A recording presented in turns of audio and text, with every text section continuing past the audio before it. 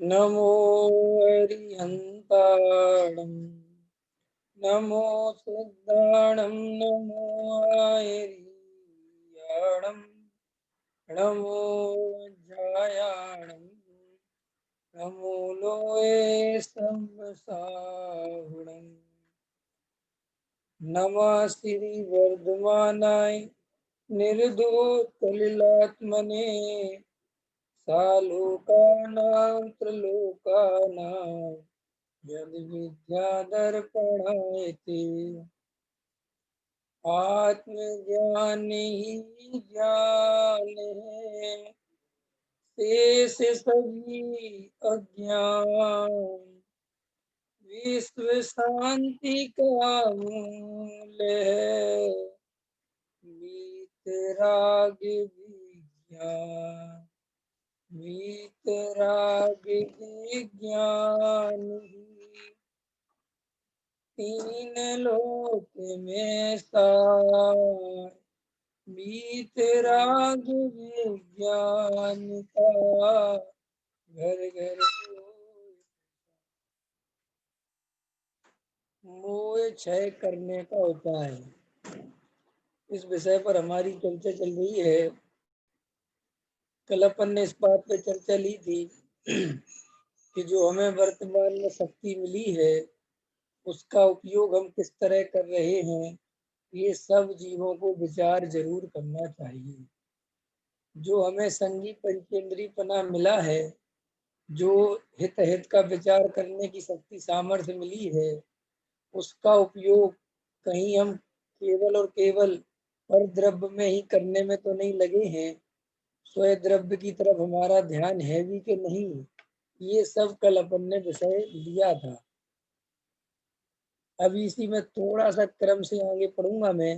देखो क्या कहते हैं पूज्य गुरुदेव श्री। चाहे 100 टन की सोना हो, पृष्ठ क्रमांक 51, चाहे 100 टन की सोना हो और चाहे 50 टन की हो, दोनों का स्वभाव समान है, किंतु दोनों की वर्तमान अवस्था में अंतर है। 50 टन की सोने में अशुद्धता है, उस अशुद्धता को दूर करने के लिए उसे 100 टन की सोने के साथ मिलाना चाहिए। यदि उसे 75 टन की सोना के साथ मिलाया जाए तो उसका वास्तविक शुद्ध स्वरूप ख्याल में नहीं आएगा और वह कभी शुद्ध नहीं हो सकेगा। यदि 100 टन की सोने के साथ मिलाया जाए तो 100 टन शुद्ध करने का प्रयत्न करे।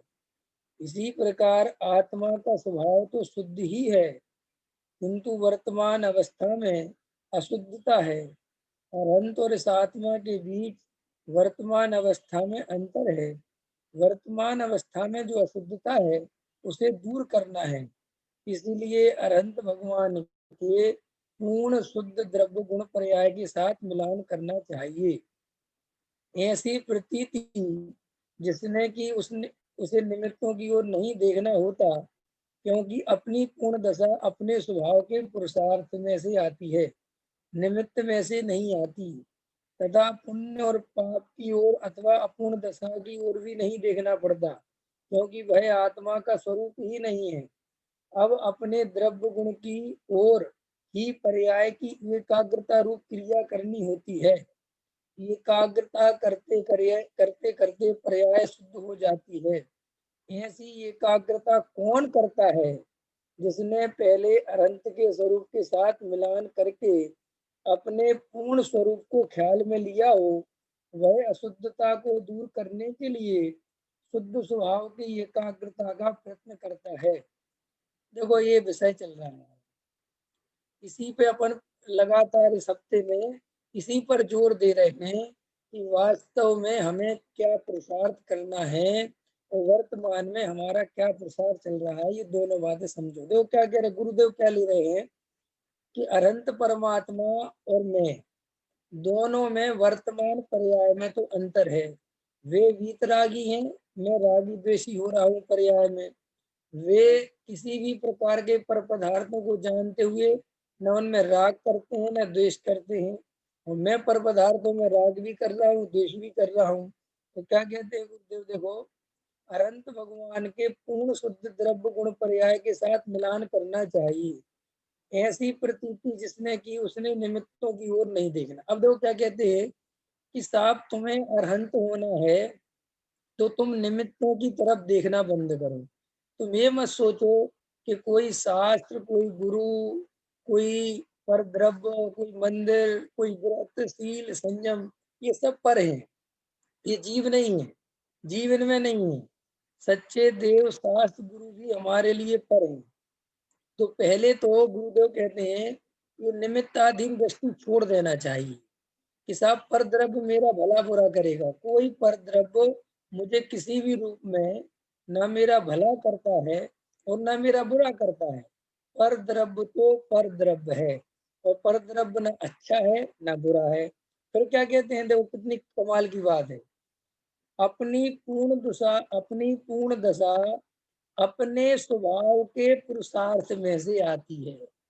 जो आनंद आएगा, जो अतीन्द्रिय सुख प्रकट होगा, जो मोक्ष दशा आएगी, जो वीतरागता आएगी, जो सर्वज्ञता आएगी, जो अतीन्द्रिय सुख का है ना पर्याय में दशा बनेगी, वो पर द्रव्य के आधार से नहीं बनेगी, वो तो स्वयं द्रव्य के आश्रय से ही बनेगी। देखो साफ साफ लिख रहे, अपनी पूर्ण दशा अपने स्वभाव के पुरुषार्थ में से आती है। देखो क्या लिखा, अपने स्वभाव के पुरुषार्थ में से आती है। मैं अभी जो अपन 3-4 दिनों में चर्चा चल रही है वो इसी बात पे चल रही है कि हमें वस्तु स्वरूप समझ में आ गया, इतना हमें तत्व ज्ञान सुनते सुनते हो गया। अब हमें सिर्फ ये विचार करना है कि हमारा उपयोग स्वयं सन्मुख क्यों नहीं होता, हमें आत्मानुभव करने के भाव क्यों नहीं जगते, हमें अंतरंग में एकांत में बैठकर भेद ज्ञान क्यों नहीं करने के भाव जगते। ये सब हमें गहराई से इस माध्यम से समझना है कि कहाँ गलती चल रही है। अभी देखो ये जो हमने पैरा पढ़ा है ना, इसमें अगर गहराई से देखोगे तो अपनी गलतियां ख्याल में आएंगी। देखो क्या कहते हैं, अपनी पूर्ण दशा अपने स्वभाव के पुरुषार्थ में से आती है, निमित्त में से नहीं आती, तथा पुण्य पाप की ओर अथवा अपूर्ण दशा की ओर भी नहीं देखना पड़ता। क्यों? क्योंकि वह आत्मा का स्वरूप नहीं है। एक तो निमित्त में से नहीं आती, ये तो क्लियर हो गई। फिर पुण्य पाप में से भी नहीं आती, ये भी हमें क्लियर हो गई। और अपूर्ण दशा माने जो राग देश वाली पर्याय है उनको देखने से भी नहीं आती, ये भी क्लियर हो गया। दो बात हो गई ना, क्योंकि वह आत्मा का स्वरूप नहीं है, ना तो निमित्त से आती है और ना पुण्य पाप से आती है और ना मोह राग देश में, तीनों होगी बात। अब अपने द्रव्य गुण की ओर ही पर्याय की एकाग्रता रूप क्रिया करनी होती है। अब क्या करना है, देखो प्रभु जी, अब बहुत इंपॉर्टेंट बात चल रही है कि देखो हमें ये बात समझ में आ गई कि साहब पर द्रव्य से भी हमें धर्म नहीं मिलेगा, हमें पुण्य पाप से भी धर्म नहीं मिलेगा, जड़ की क्रिया से भी धर्म नहीं मिलेगा, पर द्रव्य के कारण धर्म नहीं मिलेगा, कोई देव शास्त्रु से धर्म नहीं मिलेगा। धर्म कैसे मिलेगा? तो गुरुदेव कह रहे हैं अपने द्रव्य गुण की ओर ही पर्याय की एकाग्रता। बस ये कह रहा हूं मैं, पर्याय की एकाग्रता माने है क्या इसका अर्थ? तो यहाँ गुरुदेव कह रहे हैं पर्याय की एकाग्रता, इसका अर्थ क्या है कि जो पर्याय माने उपयोग, जो हमारी उपयोग रूपी संपदा है, जो हमारा वैभव है, जो हमारी शक्ति है, जो हमारी सामर्थ्य है, वो सारी की सारी शक्ति सामर्थ्य पर में लगी हुई है। वो सारी ताकत पर द्रव्य के चिंतन में खर्च हो रही है। पर द्रव्य अच्छा है, पर द्रव्य बुरा है, सोना चांदी अच्छे हैं, ये मिल जाए, बड़ा मकान मिल जाए और बढ़िया बढ़िया चीजें मिल जाए, घर गृहस्थी बढ़िया हो जाए, पद प्रतिष्ठा मिल जाए, समाज में इज्जत बढ़ जाए, सारी दुनिया मुझे जानने लगे, है ना, और पैसा की बहुत भरमार हो जाए, बहुत पैसा हो जाए। तो ये सब रात और दिन पुद्गल के ही चिंतन में जा रहा है। चिंतन तो कर रहा है चेतन, लेकिन चेतन चेतन का चिंतन नहीं कर रहा है, चेतन पुद्गल का चिंतन कर रहा है। किसका चिंतन कर रहा है? पुद्गल का। और जब पुद्गल का चिंतन करेगा तो पुद्गल ही मिलेगा, आत्मा का सुख कैसे मिलेगा, आत्मा कैसे मिलेगा? अरे ये बात हमें क्लियर होनी चाहिए कि देखो हमने पुण्य और पाप है हैं ये समझ लिया, जीव अजीव भिन्न भिन्न है ये समझ लिया, आत्मा का इनसे भला नहीं होता ये भी समझ लिया, जड़ की क्रिया जीव नहीं कर सकता ये भी समझ लिया, जड़ की क्रिया में धर्म नहीं होता ये भी समझ लिया, मंदिर पूजा पाठ भक्ति इत्यादि में धर्म नहीं है ये भी समझ लिया।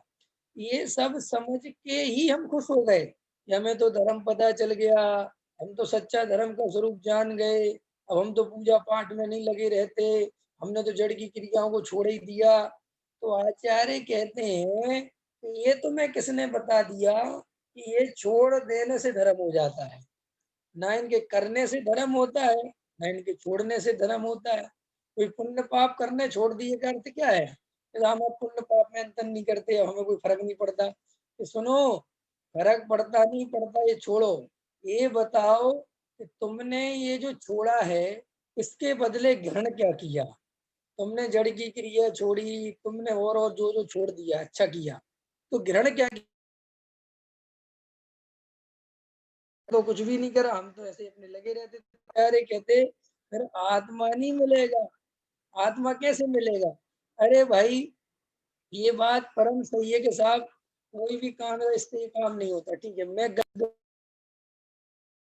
आया कि गलत दिशा में नहीं चल, ये गलत दिशा है, लेकिन मैंने सही दिशा में भी चलना नहीं चाहा तो मैं मंजिल तक कब पहुंचूंगा? भाई गलत दिशा छोड़ दी चलने की, छोड़ देने पर गलत सही दिशा में नहीं चलने पर भी जीव को मंजिल नहीं मिलती, जीव को वस्तु नहीं मिलती, क्योंकि वस्तु का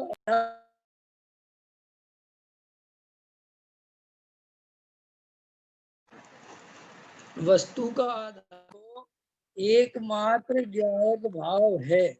अगर ज्ञायक भाव को ग्रहण नहीं करता जीव और मात्र इन बातों से खुश होता रहता है कि जड़ की क्रिया है शुभ भाव है और ऐसी तर्क युक्तियां, इससे कुछ नहीं होता। तर्क और युक्तियों से तो वस्तु की क्लियरिटी होती है कि अच्छा ये में इसमें धर्म नहीं है, इसमें धर्म नहीं है, अच्छा ये गलत है, ये सही, ये हो गया। लेकिन जीव आत्मानुभव नहीं करे, तत्व ज्ञान नहीं करे, वेद विज्ञान नहीं करे, आत्मानुभव का प्रयास नहीं करे तो ये बहुत चला जाता है। देखो भाई, मिथ्यात्व वैरी का अंश भी बुरा है। मिथ्यात्व अनेकों रूपों में अनंत बार हमें डस चुका है और वो मूर्ख बना देता है जीव को। जीव कहता है तो मैंने पुण्य और पाप को हे कहना चालू कर दिया, मैं समझ गया पुण्य में धर्म नहीं है, मैंने तीर्थों पर जाना छोड़ दिया, मैं समझ गया व्रतों में कुछ नहीं रखा, कुछ नहीं रखा, खाने पीने में तो जो मन आता है करता हूँ, शांति से रहता हूँ, मैं ज्यादा विचार नहीं करता, मैं जड़ की क्रियाओं को पालता हूँ। तो सुनो, तुम जड़ की क्रियाओं को पालो और नहीं पालो ये तो नंबर 2 की बात है।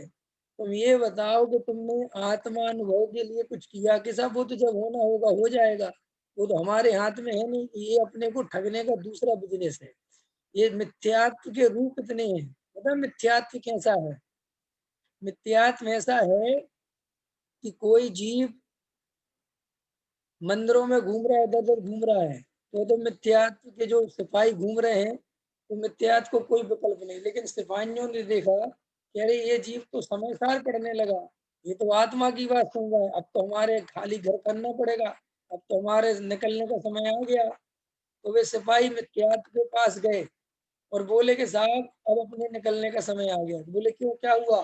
बोले जो जीव है ना, जीव जिसके घर में अपन रह रहे हैं, ये तो अब समय सार सुनने लगा, ये तो शुद्धात्मा की बातें सुनने लगा, ये तो आत्मा से परमात्मा बनने की बातें सुनने लगा, ये तो पुण्य को हे कहने लगा, अब अपन इसे कैसे ठगेंगे? तो मुत्यात्व कहता है डरो मत, बिल्कुल मत डरो तुम के, क्यों कि ये अभी कहना सीख गया है लेकिन उलझा पर में ही है। अभी आत्मा को ग्रहण नहीं किया इसने, आत्मानुभव में नहीं जाना गया, ये तो अभी इन्हीं बातों में खुश हो गया, इन्हीं बातों में मुझे तो सच्चा तत्व पता चल गया। सच्चा तत्व पहली बार पता चला ऐसा नहीं है, जीव को सच्चा तत्व भी कई बार पता चला, लेकिन वहां भी मोह ने गच्चा दे दिया, वो पर में ही अटका रहा और निकल गया। देखो, हम सबको गहराई से विचार करना पड़ेगा। देखो मैं आपसे एक बात करता हूँ, आज हमारे पास 2 लाख रुपए है, हम 2 लाख रुपए को 10 लाख रुपए बनाने की कोशिश करते हैं कि नहीं करते? पंकज जी बताओ, प्रमोद जी बताओ। आपके पास 2 लाख रुपए हैं, आप उसे 10 लाख रुपए बनाने का प्रयास करते हो कि नहीं करते? उसमें दिमाग लगाते हो कि नहीं लगाते कि ये 2 लाख के 10 लाख कैसे बने? सारी दुनिया लगाती है।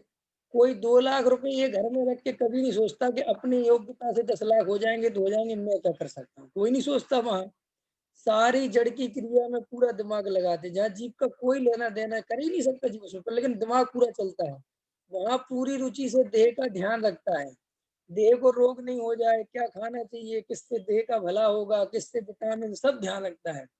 और आत्मा की चर्चा आती है, और जब उससे कहते हैं कि पुरुषार्थ करो, आत्मा अनुभव में लगाओ अपना उपयोग, तो कहता है कि उपयोग जब लगना होगा तब लगेगा, मैं उसका करने धरने वाला थोड़ी हूँ। एक एक समय की परियां अपने काल में आती हैं और हो जाती हैं। अरे भाई, तुम्हें ये बात अगर वास्तव में ऐसी श्रद्धा है तो फिर परद्रव्य में उपयोग क्यों लगा हुआ है? फिर परद्रव्य में भी उपयोग नहीं लगना चाहिए। इसका मतलब क्या है कि अभी आत्मानुभव का काल नहीं पका, अभी सिर्फ आत्मा की बातें सुनने में ही तुम्हारा मन लगता है। देखो, काल की तरफ से हम बोलेंगे, ऐसा समझ लो तुम कि जैसे अपन अपने बच्चे को पढ़ाई के लिए समझा देंगे, बेटे पढ़ो पढ़ो, पढ़ने में जीवन है, पढ़ाई लिखाई, वो बच्चा फिर भी नहीं पढ़ता, तो अपन मन में एक बात जरूर समझते हैं कि लगता है इसकी होना ठीक नहीं है। टोडामल जी साहब ने बहुत अच्छा इसके लिए उदाहरण दिया। टोडामल जी ने लिखा कि जिस जीव की होनहार भली हो उनको ऐसा विचार आता है। तो टोडामल जी से किसी से कहो कि साहब जिनको नहीं आता, तो उसका सीधा करे थे कि अभी उनकी होनहार भली नहीं है, उनका समय नहीं आया। ऐसे ही हम सब जीवों को अपना विचार करना चाहिए कि हम तत्व ज्ञान के इतने करीब पहुंच गए हैं, इतना सब कुछ समझ लिया है, इतना समझ लिया है कि हमें ऐसा लगता है कि शायद तत्व को इससे ज्यादा समझने की कोई आवश्यकता नहीं है, अब तो अनुभव करने की आवश्यकता है। अब ज्यादा उसमें सिर फोड़ने की जरूरत नहीं है। देखो, मैं आपसे एक पूछता हूँ, पुण्य ये है, पुण्य ये है, जड़ की क्रिया में धर्म नहीं है, ये गाना कब तक गाएंगे? अरे अब तो जिनको ये सुनाया जा रहा है वो ये बात 10 साल से सुन रहे हैं, उनको ये बात क्यों टाइम बर्बाद करना है? ये तो अगर कोई ऐसे जीव आए जो अभी नए नए हैं, जिनको कुछ पता नहीं है, वे वास्तव में लगे हुए, उनके लिए तो वो उपदेश कार्यकारी है। लेकिन हमें तो अब वो उपदेश कार्यकारी इसलिए नहीं है कि हम कोई अब जड़ की क्रिया में धर्म नहीं मानते, ना जड़ की क्रिया में उलझे हुए हैं। तो अभी हम वही बातें बार बार सुनना चाहते हैं, सुनने ये है, सुनना चाहते हैं तर्क से, युक्तियों से। क्यों? क्योंकि उससे हमारे अहंकार का पोषण होता है, उससे हमें ऐसा लगता है कि हम कुछ श्रेष्ठ हैं। और अभी दुनिया तो धर्म के नाम पर कहाँ उलझी है, अभी धर्म के नाम पर दुनिया कहाँ उलझी है, ये तो छोड़ो। अभी हम धर्म के नाम पर कहाँ उलझे हैं? धर्म के नाम पर माने धर्म तो हमें सच्चा पता चल गया, लेकिन हम उलझे तो उसी पुद्गल पदार्थों में। 1 घंटा भी हम आत्म ध्यान में नहीं लगाते, आधा घंटा भी एकांत में बैठ के आत्मचिंतन नहीं करते, ये क्या हो रहा है, क्यों हो रहा है? मैंने कल उदाहरण लिया था। आज एक भाई बोले हमसे कि साहब, इतनी सुंदर चर्चा आई है ग्रंथ में, इतनी सुंदर आत्मा की, ऐसा वैभव, ऐसा बताया। मैंने कहा ये बताओ भैया, चर्चाएं तो बहुत आप 20 साल से सुन रहे हो और मुझे, मैं भी सुन रहा हूँ, ये बताओ कुछ अनुभव में आया कि नहीं आया? शास्त्र की कहते हो कि अपने अनुभव से कहते हो? जितनी गहरी गहरी चर्चाएं सुनाते हो, आत्मा करता है, आत्मा तो राग को छूता नहीं, राग उसमें जाता नहीं, आत्मा तो त्रिकाली पिंड है, ध्रुव है, बनाया बना भगवान है, ये जो कुछ भी आप बोल रहे हो, ये अपने अनुभव में ऐसा कुछ आया है कि ये सारी चर्चा पूज्य गुरुदेव ने तो अनुभव से बोली, और कुंद कुंद ने अनुभव से बोली, और वे शास्त्रों में लग गए। तो कुंद कुंद ने तो अनुभव से बोली, पूज्य गुरुदेव तो अनुभव से कह रहे हैं, और तुम कह रहे हो उनके अनुभव से, तुम्हारा उसमें कोई अनुभव नहीं है, और तुम उनके अनुभव को अपना अनुभव मान के बैठ गए हो, और अपने को धर्मात्मा मान के बैठ गए हो कि हमें सच्चा धर्म समझ में आ गया, ये अपराध है। सच्चा धर्म किसे समझ में आया? जिसको आत्मा का अनुभव हुआ। जिस जीव ने आत्मा का अनुभव ही नहीं किया, उसने रागादि विकारी भाव से सच्चा भी उसके हृदय में भेद ज्ञान जगा ही नहीं है, वो तो सिर्फ सुन सुन के बोलना सीखा है कि रागादि मेरे में नहीं है। और जब कोई गहराई से पूछे कि तुम्हें ऐसा अनुभव में कुछ आया कि नहीं आया, तो अनुभव में तो कुछ नहीं आया। और हम सर्वज्ञ के आधार से तो क्या क्या बताते हैं दुनिया को कि ऐसा है, ऐसा स्वरूप है, कर्मों की ऐसी व्यवस्था है, कर्म का उदय आता है, तो ये सब बता रहे हैं। लेकिन ये तुम्हारा अनुभव थोड़ी है, ये तो सब सर्वज्ञ भगवान ने बताया, तुम बता रहे हो। और कीमत काय की है आपको पता है? पूरे जिनागम को उठा के पढ़ लेना, किसी आचार्य ने कहीं भी ऐसा लिखा हो कि जड़ की क्रिया में तो धर्म होता ही नहीं, ये तो बात परम सत्य है। पूजा पाठ से आत्मा नहीं मिलता, ये परम सत्य है, ये तो बहुत आचार्य ने लिखा। लेकिन किसी आचार्य ने ये भी कहीं लिखा हो कि क्षयोपम ज्ञान से आत्मा मिलता है, आत्मा की बात है रोज सुनने से आत्मा मिलता है, ऐसा भी कोई कहीं लिखा के दिखाओ। क्योंकि सुनने से आत्मा समझ में नहीं आता, अनुभव से समझ में आता है। सुनने से तो इशारे मिलते हैं। देखो मैं आपसे एक बात कहता हूँ, कोई विदेश का आदमी हिंदुस्तान में आए और वो आदमी कहे कि मैं शिकंजी क्या होती है इस पर पीएचडी कर रहा हूँ, लेकिन उसने शिकंजी कभी नहीं की, क्योंकि अपने यही दुनिया भर के आइटम बनते हैं कि इसमें ये मिला दो, ये मिला दो, पता नहीं क्या क्या बनाते रहते हिंदुस्तानी। तो वो उस शिकंजी पर पीएचडी कर रहा है, लेकिन उसने शिकंजी कभी चखी नहीं कि शिकंजी होती क्या, उसको नहीं, लेकिन पीएचडी चल रही है, बड़े बड़े दुनिया में खोज रहा है, लिख रहा है, पढ़ रहा है। जब वो अपने गांव में अपने हिंदुस्तान आया और वो बोला कि मैं शिकंजी पे पीएचडी कर रहा हूँ, और मैं से बोला कि मैं, भाई साहब आप शिकंजी के बारे में क्या जानते हैं? मैंने कहा मैं तो शिकंजी के बारे में कुछ नहीं जानता, शिकंजी होती है और मैं पीता हूँ और आनंद आता है। कि नहीं, आप शिकंजी के बारे में कुछ व्याख्या कीजिए। तो मैं तो कुछ व्याख्या नहीं कर सकता, मैं तो अनपढ़ आदमी हूँ। कि साहब मैं आपको शिकंजी के बारे में बताता हूँ, फलाने ग्रंथ में वहां ऐसा लिखा है, फलाने ग्रंथ में वहां ऐसा लिखा है, आज से 3000 वर्ष ऐसा लिखा है। मुझे बताओ, उसका वो इतना सारा ज्ञान मेरे अनुभव ज्ञान के सामने थोता है कि नहीं, कमजोर है कि नहीं? और मैं कोई शिकंजी के बारे में मैं तो कुछ नहीं, लेकिन मुझे उसका रस पता है, मुझे उसका अनुभव पता है, मुझे उसका आनंद पता है। तो कीमत काय की है? गुरुदेव चौथी तक पढ़े थे, बताया आपको, गुरुदेव चौथी तक पढ़े थे, और बड़े से बड़े विद्वान, एक से एक धुरंधर, एक से एक न्यायाधीश, एक से एक क्या कहना चाहिए पीएचडी पंडित उनके चरणों में बैठे रहते थे और सुनते रहते थे। क्या था गुरुदेव के पास? क्या चीज थी? कोई गुरुदेव ने कुछ जो है बड़ी पीएचडी कर रखी थी, कोई रिसर्च कर रखी थी? हाँ, उनकी लिए उनकी पीएचडी, उनका रिसर्च उनके अनुभव पे था, उनका आधार अनुभव था, उनका आधार शास्त्र नहीं थे। शास्त्र तो मैंने कल बताया था ना कि आपको ज्ञानी शास्त्रों के प्रमाण क्यों देते हैं, क्योंकि तुम उनके अनुभव की कीमत नहीं समझते, इसलिए उनको प्रमाण दिखाने पड़ते हैं कि भैया ये कुंद कुंद ने लिखा, ये मेरी बात नहीं है। वास्तव में अनुभव के बिना कोई ज्ञानी नहीं होता, शास्त्रों को पढ़ने से कोई पंडित नहीं होता, जड़ की क्रिया करने से कोई मुनिराज नहीं होता, कोई ब्रह्मचारी नहीं होता, कोई त्यागी वृत्ति नहीं होता। एकमात्र अपने स्वभाव की अनुभूति करने वाला जीव ही ज्ञानी होता है। देखो भैया, समझो ये दुर्लभ भाव है। दुर्लभ लही ज्यों चिंतामणि, क्यों पर्याय लही त्रसतणी। ये पर्याय जो हमें मिली है, ये जो संगी पंचेंद्री पना मिला है, ये जो जीवन मिला है, ये पेटी भरने के लिए मिला है, ये रुपए पैसे कमाने के लिए मिला है, ये संयोगों को व्यवस्थित करने के लिए मिला है। काय के लिए मिला है भाव? अच्छा सही बताओ, ये जो आचार्य भगवंतों ने इस मनुष्य भाव की दुर्लभता लिखी है, ये भोगों के लिए लिखी है कि भोग भोग लो जो नहीं भोग पाए, इसके लिए भेजा अपने को यहाँ। क्यों आए अपने यहाँ? एक भजन पढ़ते थे बचपन में बड़े बाद में नरक में जिसने भाव न भाई, मानुष तन को पाने की, वेश दिगंबर धारण करके मोक्ष महल में जाने की।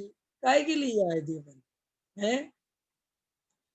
काल अनंत ने गोद मजा, भी तो एक इंद्रिय तन धार। भाई साहब विचार करना, जब ये पर्याय छूटेगी, एक इंद्री, दो इंद्री, तीन इंद्री, आज जिस मान कसाय के लिए दीवाने हो ना, और दुनिया मुझे जाने, लोग मुझे पहचाने और पागल हो जा रहे, एक इंद्री, दो इंद्री, तीन इंद्री, संगी असंगी इत्यादि जो छोटी पर्याय हैं, वहां डला रहेगा जीव, पैरों से कुचले जाएंगे, कोई पूछेगा भी नहीं। कायम पद प्रतिष्ठा के चक्कर में परेशान हो रहे हैं। आचार्य कहते विचार करो, ये दुर्लभता से बात समझ में आई है, अब ये चूकने लायक नहीं है ये अवसर। अरे भैया मुझे समझ लेना चाहिए क्या कर रहा हूं मैं। देखो मैंने कल एक उदाहरण दिया था, वो आप लोगों ने कितना विचार किया, कितना समझे मुझे तो नहीं पता, लेकिन मैं खुद बहुत समझा कि कहीं अपन ऐसे ही तो नहीं कर रहे हैं। देखो गहराई से कल उदाहरण दिया था कि जो हिंदू है वो गंगा जी में नहा के अपने पाप धो लेता है, जो उससे ऊपर और अलग अलग है वो किसी को याद करता है, कोई किसी को नमोकार मंत्र की जाप करता है कि नहीं करता। तो आज हम एक कार्यक्रम में थे तो वहां पर सब साधर्मी थे, तो बैठ गए हम, तो यही काम होता है हम लोगों का, तो किसी में जाते हैं अपने एक अलग बैठ जाते हैं, चर्चा करने लगते। तो एक भाई बोले पंडित साहब एक बात पूछनी है। पूछो। बोले साहब जब प्रतिकूलता आती है तब तो वेद ज्ञान बहुत चलता है, और जैसे अनुकूलता होती है अपने काम धंधों में मग्न हो जाते हैं। तो प्रतिकूलता में चला हुआ वेद ज्ञान वो सच्चा सा लगता है बिल्कुल, क्योंकि उस समय देखो हम तो बहुत विचार करते हैं गहराई से कि देखो ये सब कसाय भी अपना नहीं है, ये भी अपना नहीं है, ये पर्याय छोड़ के जानी है। हमने कहा सुनो, ये ना तो वेद ज्ञान है, ना कोई कसाय की मंदता है, ये बदमाशी है। क्या है? बदमाशी। विवेक जी पता है दिल्ली में बदमाशी शब्द बड़ी खतरनाक अर्थों में लिया जाता है। बदमाश कह दो तो चोर उचक्के से बड़ी खतरनाक बदमाश, समझ गया ना कि साहब ये बदमाशी है। कि क्या बदमाशी है? कि सुनो तुम्हारी बुद्धि तुम में ज्यादा है थोड़ी, तुम बनिया हो ना, बनिया, बनिया में बुद्धि ज्यादा होती है। तो जब बनिया देखता है कि मैं बीमार हो गया हूँ, अब उठने बैठने के लायक नहीं बचा, तो उसको लगता है ऐसा नहीं हुआ कहीं निकल जाऊं, पर्याय पर्याय छूट जाए, तो क्या करता है सबको क्षमा भाव धारण करने लगता है। वो कहता है भैया मेरी किसी से कोई कसाय नहीं। अरे भैया देह और आत्मा जुदे जुदे हैं, लेकिन ये सब अपने अंदर वो समता भाव, वो जो परेशानी है उससे हम गुजर जाएं, उससे निकल जाएं, ये सब हथकंडे उसके लिए अपनाए जाते हैं। क्यों? क्योंकि हम तिरुपति वालों को तो याद करेंगे नहीं, वो बुद्धि तो हमारी निकल गई। हम बड़े बाबा को तो याद करेंगे नहीं, वो बात तो हमें समझ में आ गई कि यार कोई कुछ नहीं करता। लेकिन हम जो ये वेद ज्ञान है इसका भी उपयोग कब करते हैं? कि वो तब करते हैं हमें लगता है कि अरे पर्याय छूट नहीं जाए, अरे मैं तो शरीर से भिन्न हूँ, अरे मैं तो सबको माफ कर देता हूँ। वास्तव में वो भी बुद्धि से ही काम हो रहा है, वो हृदय से नहीं हो रहा। वो कैसे हो रहा है? बुद्धि से। वर्तमान अवस्था की हालत देखकर वेद ज्ञान ले लेना और मन को शांति, अरे रे कुछ नहीं, पर्याय छूटती है तो छूट जाए, इन बातों से क्या हिम्मत तो मिलती है ना। और जीव पॉजिटिवनेस चाहता है कि थोड़ी सी पॉजिटिव एनर्जी बने, तो अध्यात्म से ज्यादा पॉजिटिव एनर्जी दुनिया में कोई नहीं दे सकता। आपको बात पता है ये कि नहीं? समझ में आ रहे कि नहीं आ रहे? आपको पॉजिटिव एनर्जी चाहिए तो आप अध्यात्म सुनो, आपको बहुत मिल जाएगी। लेकिन आपको पता है ये पॉजिटिव एनर्जी का काम नहीं है धर्म, कि तुमने पॉजिटिव सोचने लगे। अरे अरे भाई तुम कितने ही कसाय मंद कर लो। उन भाई साहब से उनने हमसे एक बात कही, पंकज जी, तो पंडित जी और लोगों में और हमें एक बात का तो अंतर है। मैंने किस बात का अंतर है? बोले वो लोग क्रोध मान माया लोग में तो फंसे रहते हैं, माया चाहिए तो करते रहते हैं, अपन क्षमा तो कर देते हैं। अपन जब प्रतिकूलता आती है तो अपन क्षमा तो कर लेते हैं, वे तो क्रोध में भरे रहते हैं। तो फिर अपने कुछ तो वेद ज्ञान है, हमने किस वेद ज्ञान को चल रहे हो? तो किस कसाई की मंदता की बात कर रहे हो? द्रव्यलिंगी मुनि 28 मूल गुणों का इतना निरतिचार बढ़िया पालन करता है, और कसाय की मंदता ऐसी होती है कि तुम्हें तो भाई साहब सामने वाले ने क्या दुख दिया होगा जो तुम उस पर क्रोध नहीं कर रहे हो सकता है अपराधी तुम्हारा हो, गलती तुम्हारी हो, अहंकार के कारण तुम मानते नहीं हो। लेकिन वो द्रव्यलिंगी जो मुनिराज है उनका तो कोई लेना देना नहीं है, और कोई हाथ पैर काट जाए, कोई उनको महाघोर उपसर कर जाए, तो भी उनको क्रोध नहीं आता। ऐसी कसाय की मंदता हमने कितने बार धारण करी विवेक जी? ये सुनने के लिए नहीं है, ये अनुभव की बात है कि ये भाई साहब मैं उस कसाय की मंदता में आत्मा अनुभव नहीं कर पाया, और मैं ये सड़ी सड़ाई कसायों को थोड़ा कम कर लेता हूँ, कम कमाने की सोच लेता हूँ और कम खाने की सोच लेता हूँ, अवक्ष छोड़ देता हूँ थोड़ा बहुत है, और थोड़ा सा न्याय नीति चल लेता हूँ, तो मुझे मोक्ष मिल जाएगा। जब इतने बढ़िया मुनिराज बन के हमें कुछ नहीं मिला, उससे मिल जाएगा। और मैं 1 घंटे प्रवचन सुन लेता हूँ, मुझे मोक्ष मार्ग प्रकाशक भी याद है, मुझे समय सार जी भी याद है, मुझे किस बात से तुम अपने आप को धन्य भागी समझते हो? जब 11 अंगों 9 पूर्व का क्षयोपम ज्ञान हुआ, ग्रंथों के ग्रंथ याद थे मोखाद, तब उससे कोई सम्यक दर्शन नहीं हुआ। तो ये वर्तमान में ये संसारी जीवों से जो गृहीत मिथ्यात्व में डले हैं या थोड़ा अवक्ष खा रहे हैं, बाजारों में खा रहे हैं, है ना? और थोड़ा कमाने में लगे हुए हैं, उन लोगों से देखकर और मैं इन लोगों से अच्छा हूँ और अपने हाथ से अपने को शाबाशी देना और भ्रम से मोक्ष मार्ग ही समझ लेना, ये अज्ञान है। फिर साहब हमारा मोक्ष मार्ग का क्या हो, हम करें क्या कि आत्मा अनुभव करो, आत्मा के प्रति समर्पण चाहिए। ज्ञानी धर्मात्मा कभी संसारी जीवों से अपनी परिणति की तुलना नहीं करते। पॉइंट नोट करो, संसारी जीवों से अपनी परिणति का मिलान ज्ञानी धर्मात्मा नहीं करते। ज्ञानी ये नहीं कहते कि देखो ये संसारी हैं, ये गृहीत मिथ्या दृष्टि हैं, इनकी क्या दशा हो रही है, मैं तो इनसे बहुत अच्छा हूं। ना ना, वे तो मिलान करते हैं अनंत भगवान से। ओ मेरी ऐसी दशा जैसी तुम धारी है, मेरी दशा तो हे जिनेन परमात्मा तुम्हारी जैसी चाहिए मुझे, इससे नीचे मुझे कोई चीज पसंद नहीं है, मुझे कुछ नहीं लेना देना। ये संसारी जीव, अरे बेचारे जीव, ये तो जो अपन भाषा बोलते हैं, ये तो अहंकार के लिए बोलते हैं। अरे वे तो जड़ की क्रियाओं में लगे हैं, वे क्या जाने, तो तुम काहे की क्रियाओं में लगे हो? अगर वे मंदिर की क्रियाओं में लगे हुए हैं तो हम व्यापार की क्रियाओं में लगे हैं। अगर वे भोजन छोड़ने में लगे तो हम करने में लगे। इससे होता क्या है, आत्मा तो दोनों में नहीं है। आत्मा तो फिर हमें कैसे पता चले? देखो भैया, बुद्धि से समझना छोड़ दो, बुद्धि आड़े नहीं आनी चाहिए, अब हृदय से सुनना सीखो। क्या कहा मैंने? गाजी समझ में आता कि नहीं आता? अभी आप बुद्धि से सुन रहे हैं कि हृदय से, ये पता समझते हो? नहीं समझते, नहीं समझते हो। हमारी आदत है बुद्धि से सुनने की। पंकज जी समझ में आ रही कि नहीं आ रही? कैसे सुनते हो? बुद्धि से। आज भाई साहब ये तर्क बहुत बढ़िया आया, भाई साहब ये बात बहुत तर्क वाली है। भाई ये सब बुद्धि है, इसमें आत्मा नहीं है। और और लोगों को समझ में आ जाए, और किन लोगों को समझ में आ जाए, क्या समझना है? अभी जब तक हमारे अनुभव में नहीं आई, हम क्या करें? हमें तो भैया अपनी दुविधा दिख रही है। हमें अभी एक आधा घंटा आत्म ध्यान में नहीं जा रहे, आधा घंटा तत्व विचार में नहीं जा रहे, हम दुनिया की चिंता कर रहे। किस दुनिया को समझाना है? और हमने भी समझ के कौन से भी अनुभव में उतर गए। देखो, ये तर्क युक्तियों से ज्यादा प्रेम नहीं करना चाहिए, ये इनमें कोई दम नहीं है, ये तो थोड़ा काम देती हैं, बस बस थोड़ी वस्तु समझ लो, पियो। जैसे कोई व्यक्ति भोजन बनाने में निपुण हो कि देखो भाई साहब भोजन ऐसे बनता है, होता है ना?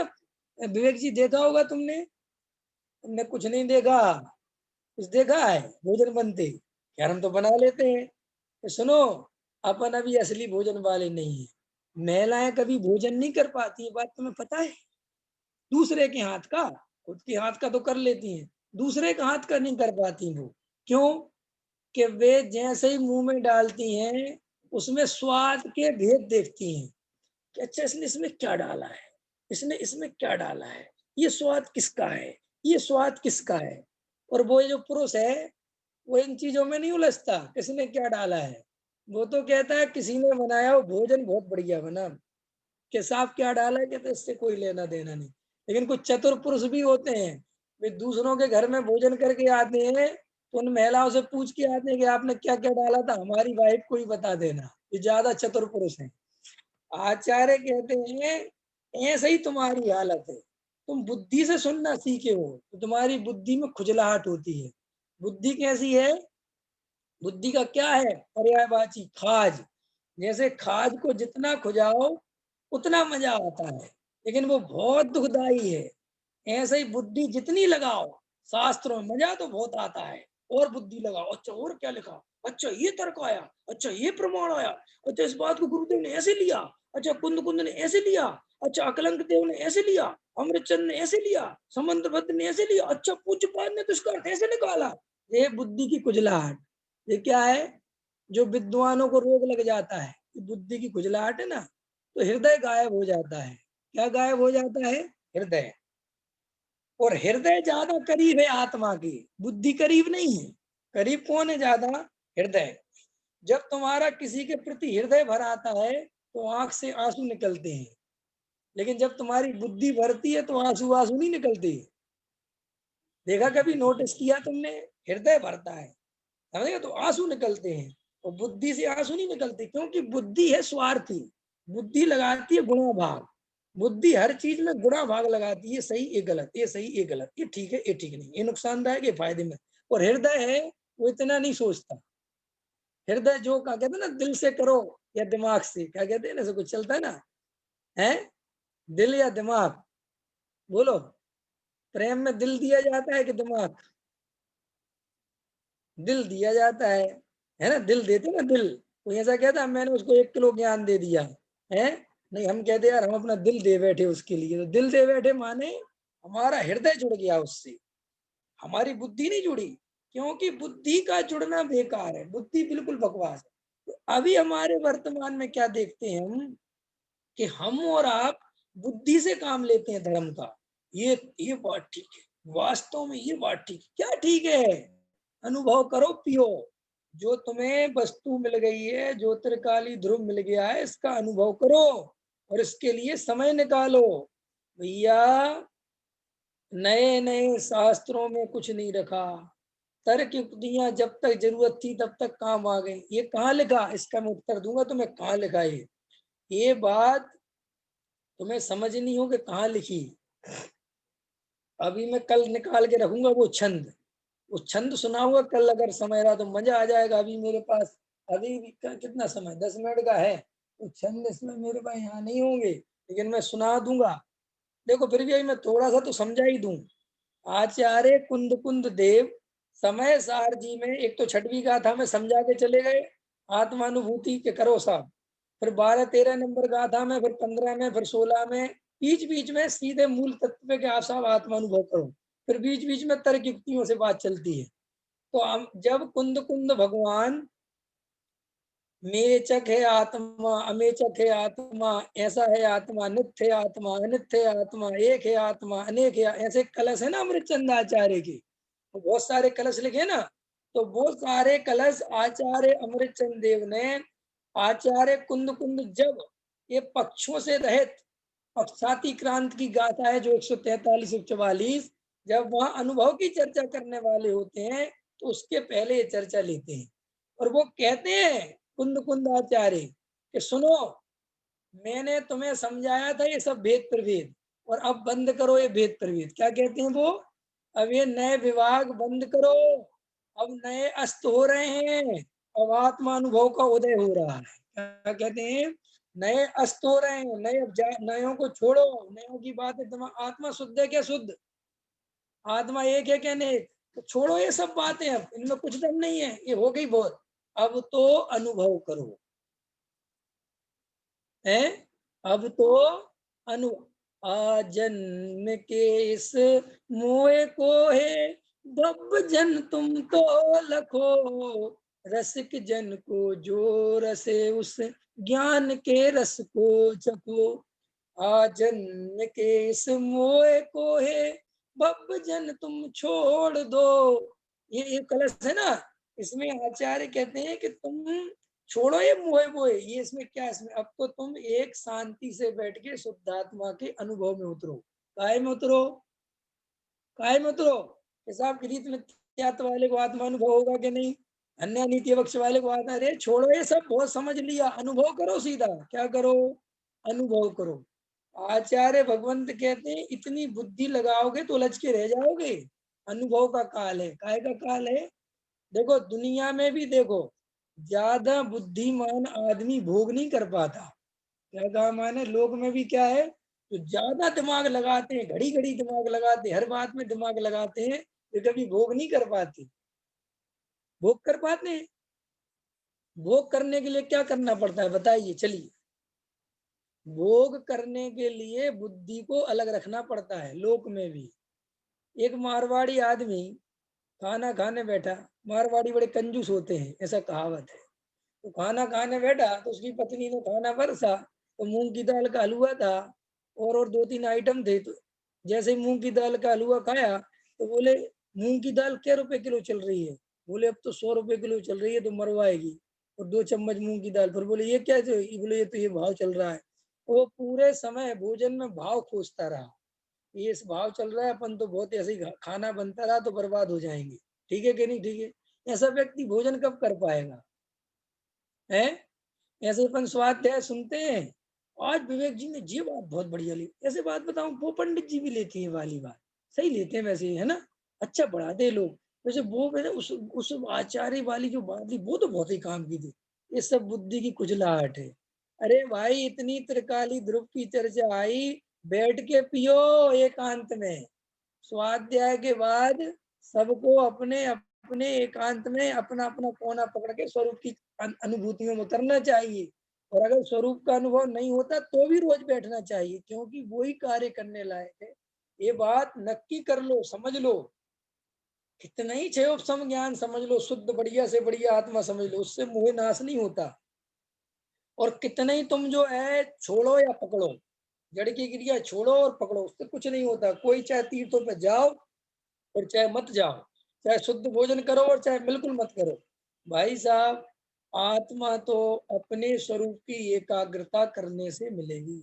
कुंद कुंद आचार्य हमसे तो स्वयं कहते हैं कि देखो भाई, तर्क युक्तियों को, प्रमाण को ज्यादा आड़े मत। टोडामल जी साहब ने लिखी ये सब बातें, कि जिनकी विशेष विशेष बुद्धि हो, जिनको वक्ता बनना हो, वे तो इतना थोड़ा सा पढ़े व्याकरण आदि, बहुत ज्यादा नहीं विभाग, लेकिन सामान्य श्रोताओं को तो सच्चा प्रयोजन भूत तत्व पकड़कर एक आत्मानुभव में ही ताकत लगानी चाहिए।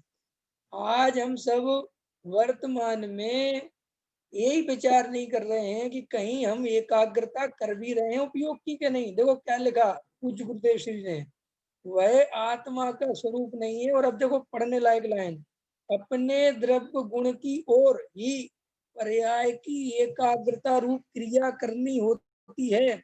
एकाग्रता करते करते पर्याय शुद्ध हो जाती है। देखो क्या लिखा, एकाग्रता करते करते, एकाग्रता करते करते माने उपयोग पर में से हटाकर स्वयं में जो जीव उपयोग लगाएगा, उसी की पर्याय में मोह हटेगा, उसी का शुद्ध होगा। और जो बाहर में हेर फेर करता रहेगा, कभी ये छोड़ो, कभी ये कहो, कभी वो कहो, कभी ये शास्त्र देखो, कभी वो शास्त्र देखो, वहां कुछ नहीं मिलेगा।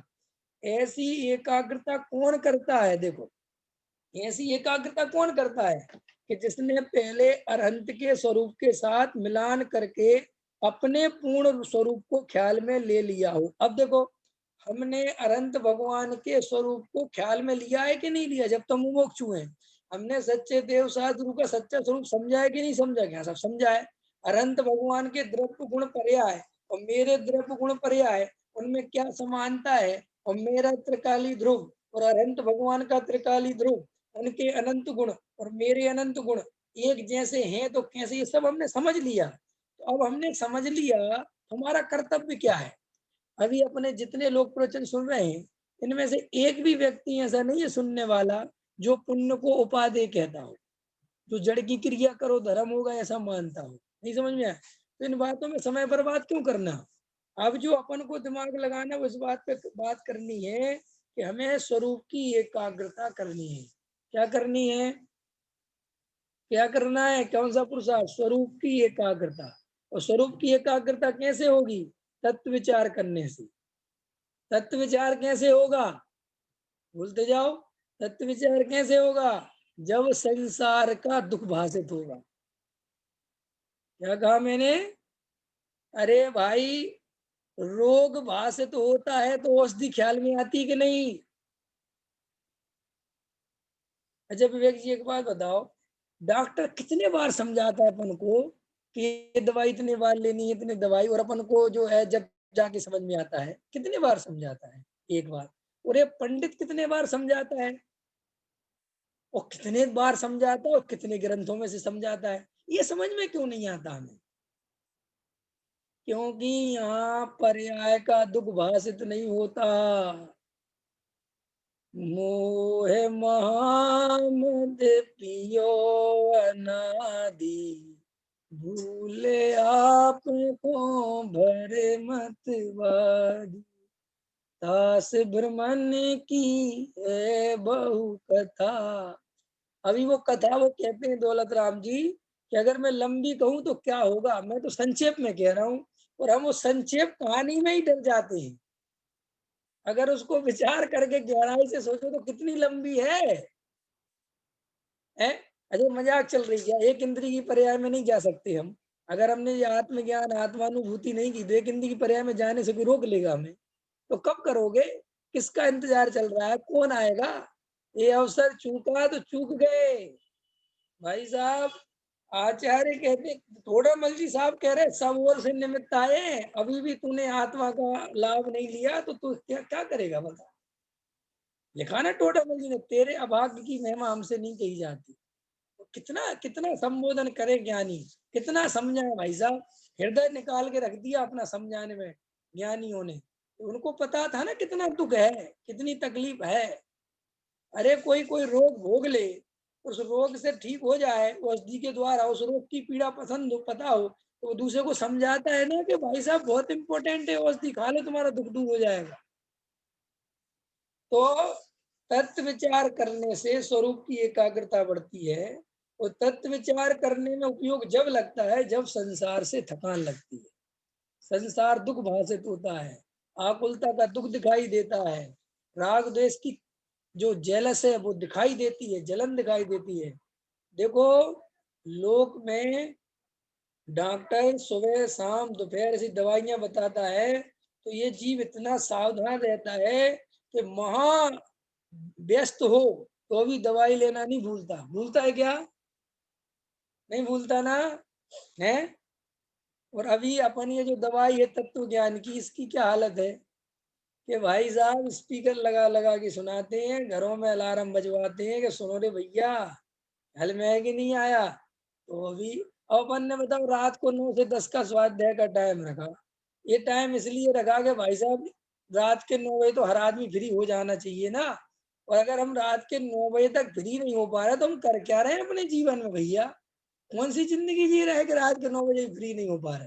क्या करेंगे कि नहीं साहब, नहीं साहब। भैया ये जीवन बहुत दुर्लभ है, ये पता ही नहीं चलता। अभी जब ये भाव जागने को होता है तब जीव को समझ में आता है कि क्या हो गया। और ये पता है क्यों कह रहे हैं? क्योंकि हम बहुत करीब है सम्यक दर्शन के। क्या कहा मैंने विवेक जी? सम्यक, प्रमोद जी समझ में आ रहा है कि नहीं आ रहा? सम्यक दर्शन के बहुत करीब है। या तो हम गृहीत मिथ्या दृष्टि होते, जड़ की क्रियाओं में लगे होते तो भी कोई बात नहीं, ठीक है चलो अभी उसका समय नहीं आया। हम तो इतने करीब आ गए हैं कि बस एक कदम है अब आत्मा, बस वो कदम रख लें तो आत्मा मिल जाए। हम वो कदम रखने को तैयार नहीं है। अब तो सिर्फ डुबकी लगानी है और आत्मा मिल जाएगा अपने। हमारे सब रास्ते साफ हो गए हैं, सारी क्लियरिटी है, एकदम मैदान साफ है, कोई उलझन नहीं है। अब तो सिर्फ जीव को चलना है। गलत रास्ते छूट गए, गलत दिमाग बातें छूट गई, सब छूट गया। अब तो सिर्फ अनुभव की ओर बढ़ना है जिसमें हम झेप रहे हैं, जिसमें हम कचकचा रहे हैं। आत्मानुभव करने का सुअवसर अभी इसलिए है हमारे लिए क्योंकि हमारे जो बाधक बातें थी वो हमने सब समझ ली और उनको हे कर लिया। अब हमारे जीवन में जो उपादेय बातें हैं वो हमें पता है, अब तो ग्रहण करना है। भोजन तैयार है, सारा बढ़िया, अब सिर्फ उसका भोग करना है। त्रिकाली ध्रुव की जो स्थिति है वो हमें सब पता है, उसका भोग करना है, उस पर दृष्टि करनी है। और सुनो, अगर ये दृष्टि नहीं करी तो ये जो हमने कचड़ा बचड़ा साफ किया था ये सब बेकार चला जाएगा। और फिर पता नहीं किन जन्मों जन्मों की कहानी कैसे चलेगी, उस पर अपन क्या करें। बहुत मुश्किल से तत्व मिलता है, इसकी दुर्लभता समझो और अनुभव की ओर अब आगे बढ़ो। तो देखो इसमें गुरुदेव ने साफ साफ लिया है कि पर्याय की एकाग्रता करने से ही पर्याय शुद्ध होती है। भाई पर्याय से क्या लेना लेना, मैं तो पर्यायों से भिन्न हूँ, आप तो कह रहे हैं पर्याय की शुद्धता, एक तरफ तो कहते हो पर्याय से भिन्न है, पर्याय मेरे में है ही नहीं। अरे सुनो भाई, क्या कर रहे हो? पर्याय मेरे में नहीं है, पर्याय में मैं नहीं हूँ। ये बात समझ के द्रव्य को देखा कि नहीं देखा? और अगर द्रव्य को देख लिया तो पर्याय से डरते क्यों हो? हैं? नहीं समझ में आया विवेक जी? जब तुम्हारा सारा हिसाब किताब बढ़िया है, नंबर एक का व्यापार है, और मैं कहूँ साहब इनकम टैक्स वाले आ रहे हैं, तो आपको क्या टेंशन? ठीक है, आ जाओ, मुझे क्या मतलब है। ऐसे ही जब तुमने अपने त्रिकाली ध्रुव को समझ ही लिया है पर्यायों से पार, तो फिर पर्यायों की चर्चा आते ही मन में मलाल क्यों आता है? तकलीफ क्यों होती है? ऐसा क्यों लगता है कि तो टेंशन दे रहे हैं? इसका मतलब अभी तुमने ध्रुव समझा ही नहीं। अगर ध्रुव अनुभव में आया होता तो मैं होता कौन हूँ तुम्हें टेंशन देने वाला? तुम अनंत भगवान को टेंशन दे के आओ, मुनिराज को टेंशन दे के आओ, सम्यक दृष्टि को टेंशन दे के आओ। है? कहीं देखा तुमने सम्यक दृष्टि को? क्या कह दो शेरे, तुम क्या कर रहे हो? कौन सा त्रिकाली ध्रुव मान रहे हो? अभी पर्याय में क्या हालत हो रही, तो सम्यक दृष्टि तो टेंशन में आ जाएगा। भरत जी तो टेंशन में आ जाते थे। भरत जी के आता था एक भिखारी और रोज कहता था तुम काहे के बैरागी, तुम तो हो रागी, और तुम सब दुनिया कहती है बैरागी। तो भरत जी को टेंशन होती होगी कुछ? भरत जी को तकलीफ होती होगी कुछ कि ये क्या क्या, क्या करूं? नहीं, उनको अपने स्वरूप की खबर। ठीक है, अभी का समय हो गया, सभी विचार करना। सहजानंदी शोध स्वरूपी अवि